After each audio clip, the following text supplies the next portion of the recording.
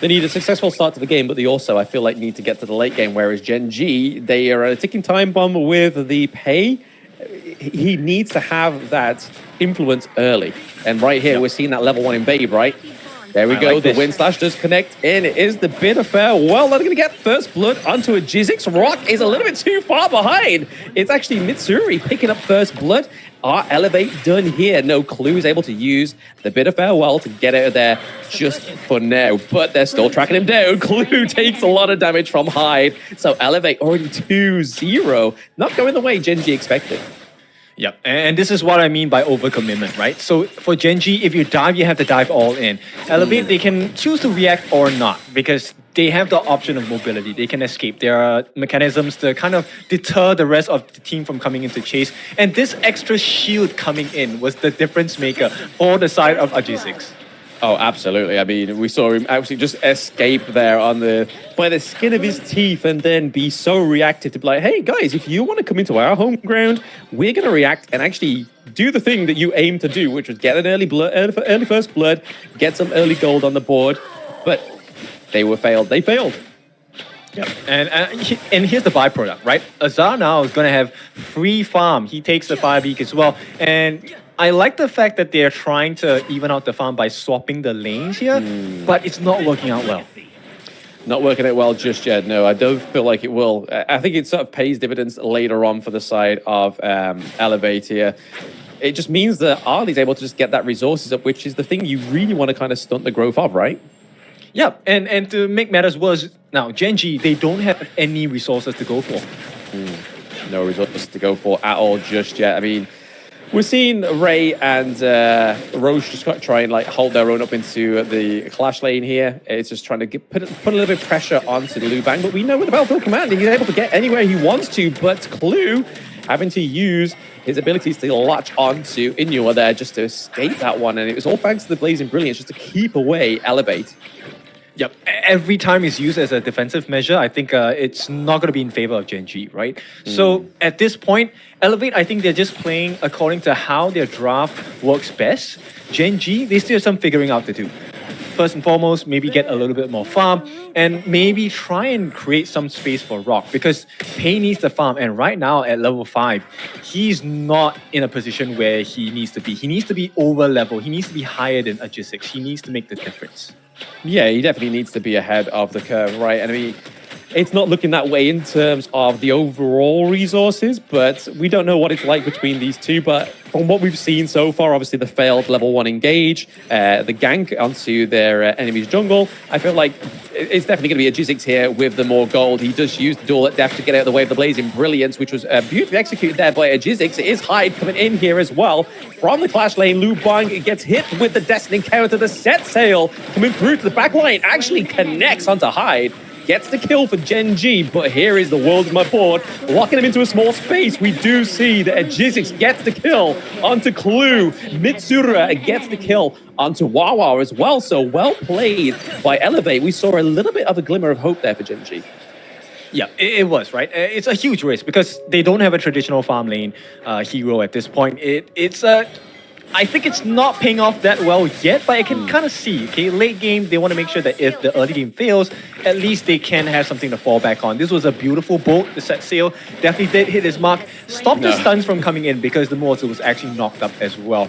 But, you know, return fire, at this point, the problem is Azar. Nobody has dealt with the fact that Azar has been free farming this first, 4 minutes of the game. Yeah, it's like Bob Ross says, it's those beautiful little mistakes, right? It's like that set cell wasn't meant for Motsu, but it connected, it stopped the stuns. It kind of worked in their favor, but it still meant that Elevate was able to get on top. But speaking of getting on top, Wawa is currently on top of Azar there. He's able to lay step out of the way though, so not quite getting the kill and stunting the growth of Azar for now. Yep, couldn't finish the job, but that's a very scary idea. The fact that Azar can be threatened by Wawa at this point just like that, that serves as a warning. But that's only momentary because late game, I don't think Azar is going to worry that much about Wawa. Oh, absolutely not. He'll absolutely shred the heck out of Wawa, to be honest. We do see that the Doomsday has been built onto Pei there, so a little bit more damage coming on for the side of Gen.G. And there we are. We're seeing the gold difference actually is going in the favor of RoK for now. So they are starting to build that progress into trying to make this team comp work.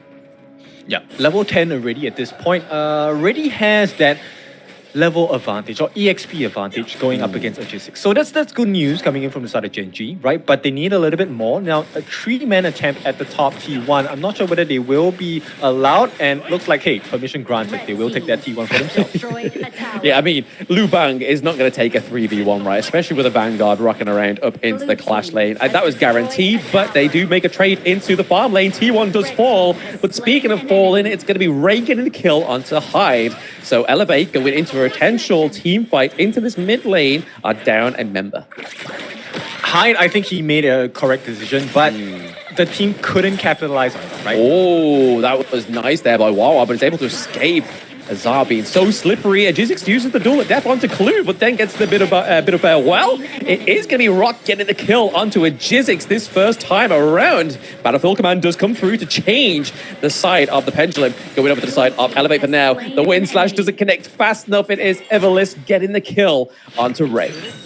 Yeah, this was a big win for the side of Elevate, and finally they are able to put a little bit of pressure on that mid T1, which is going to open up the map quite a lot. So Gen.G, I think they have to play a little bit more conservative for the next 1 to 2 minutes, and hopefully they get the smite onto this Azure Golem. They were able to get it. They got it, and they also got Hyde as well. So nice from Inua with the Blazing Brilliance from the back line, able to take out Hyde. So there goes one of their front line. They're now heavily reliant on a Jizzix going into these next team fights, right? But it's Elevate taking that T1, and like you were saying, Kid, it's very detrimental for the side of Gen.G. Yeah, this is going to, going to cut the vision that is available to Gen.G, but here we go.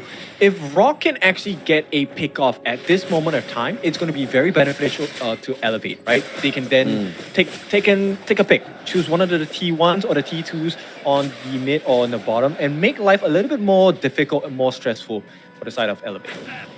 Yeah, I mean, we see that Rock here is actually level 10 right now. We do see a 2v1 going in onto Hyde. They are putting a lot of pressure onto the clash lane, so maybe Gen.G put the feelers out and feel like that the clash lane is the weak point here. But speaking of weak points, we do see Inua going taken down. A bit of revenge there for Hyde in that previous 2 minutes ago, falling down, think inside the box does connect, but it's not going to be enough.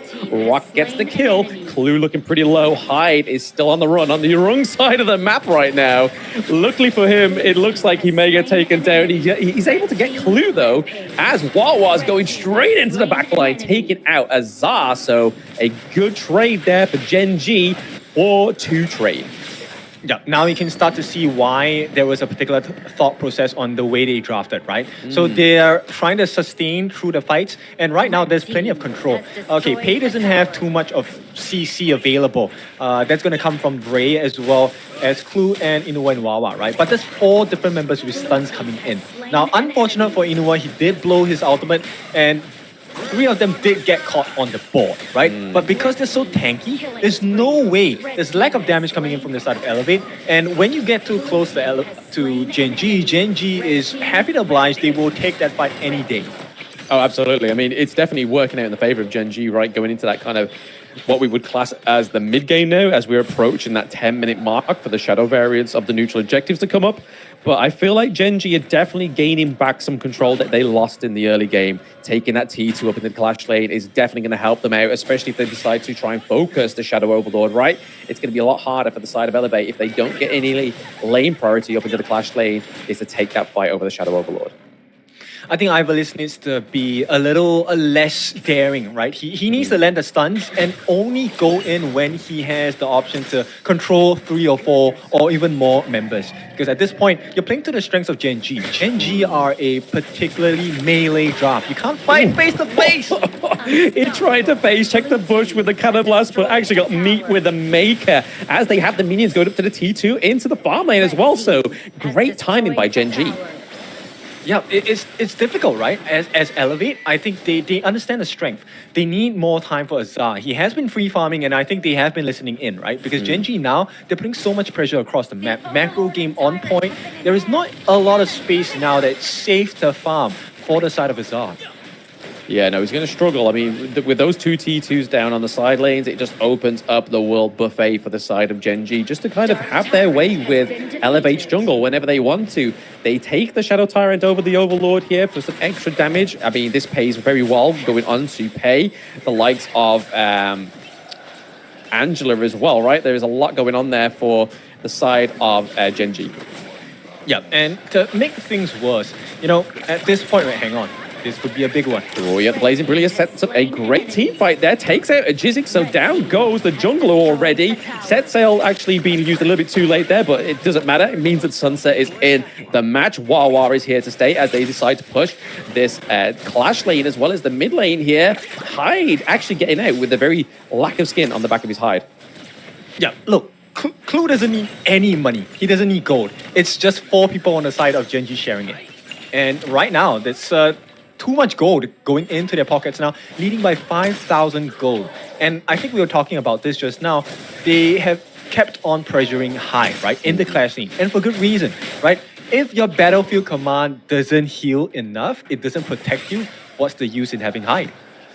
What is the use in having hide, right? I mean, you need to be playing on the front foot for Lu Bang to actually make sense. I feel like if you're playing from the back foot and then you're having to use battlefield command to kind of try and overturn the tides of already a losing battle, it then becomes pretty useless. But in that case, you can kind of use it as a scapegoat that we saw Hyde do there. He was trying to take a 1v1 with Wawa, and Sunset going against the Lu Bang. I feel like a 1v1 would definitely go over to the side of Sunset just from damage alone.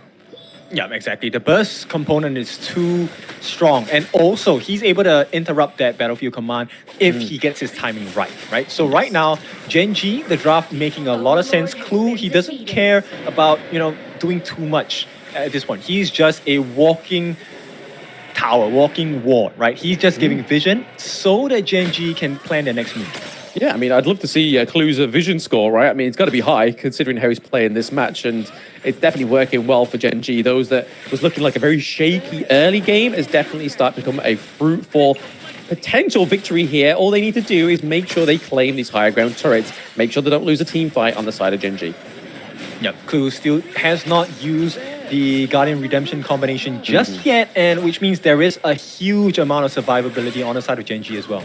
Yeah, we do see the Vanguards coming around as well as a Shadow Vanguard at the high ground turret into the Clash lane. World is my board gets activated just maybe as a bit of a deterrent here, but it's not going to stop the Vanguards from attacking those high ground turrets. And down goes the mid lane one. Wawa into the back line there trying to take out Hyde, because down goes their front line. Oh, Yi Xing is getting able out of there just thanks to his passive, the invincibility at low health. But Jizzix doesn't, Hyde doesn't quite have that same thing. He does get locked down. High ground turret goes down into the farm lane as well for Gen.G. They have the Vanguard, can Elevate clean these minions out before Gen.G takes the crystal. It's going to be a tough defense. I think they can do it, but it's really up to Gen.G, right? Gen.G says, hey, that risk is not worth taking. They will back off. But so far, Gen.G, it has been impressive, right? The fact that they came from behind and now have a considerable lead. It's not the biggest. It's not something you can't overturn, but it's going to be a mountain to climb for the side of Elevate. I mean, just from the sheer fact that they don't have the higher ground turrets, I feel like it is definitely a Mount Everest to climb, right? It's harder to get back when you don't have any higher ground turrets because you're now playing against those enhanced minions, and that definitely, I would rather be on the side that have the enhanced minions than be fighting against them. Well, it's the best chance for them to elevate, But at this point, it's a difficult thing to consider because Elevate, I don't think they have the resources to get things done. No. Yep, Hyde goes straight into the thick of it, though. They do get the Tyrant, so that means the extra damage comes along into this team fight, which is timed nicely. GEN.G looking pretty low. The Blood Rage just come in a bit clutch there, as well as Ivalice using that think inside the box, splitting the team fight on two fronts, but it's still going in the favor of Gen.G. That 2-1 trade, Clue going in with a bit of farewell. Nicely done there by Gen.G. Rock. Getting that double kill. Azar needs to try and get out of there, but there is a set sail from Wawa. Is he going to connect? It does, and Azar goes down.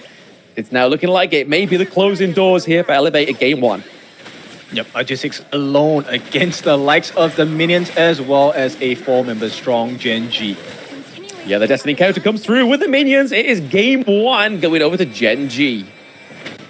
spectacular performance. I like the growth that Gen.G has shown. Definitely have shown they've improved since the qualifiers. A little bit more steady in terms of their growth. Now the question is this just something that is closer to a fluke, or is this going to be a consistent show, right? We have seen teams take the lead. We have seen teams lose the lead as well in a series. I mean, who needs a farm laner, right? I mean, we had Roche Yeah. there, Rock there on the pay. So there's like, hey, we don't need any range. We've got Clue on the Diadea, which seems to be one of his desired picks now. We've gone from seeing Clue kind of evolve from like a main Zhang Fei player all the way to a Diadea player. But that means that that's now been burnt off the cards. So it's going to be interesting to see how Gen.G actually do draft going into these next few games. But going from what was looking like a dominant performance there from Elevate in the early game, for Gen.G to switch that around was a great switcheroo. Yeah, I was really concerned about the damage, right? Because there were so many life bars to burn through, especially when you have a Dun coming in on the side of Gen.G. And I think towards the later part of the game, you could really see why it was such a scary notion. The fact that they took the risk. Look, Gen.G, let's be honest, it's a huge risk. When you have no traditional farm laner going up against an RLE, who essentially is able to free hit you in the first, 5 minutes of the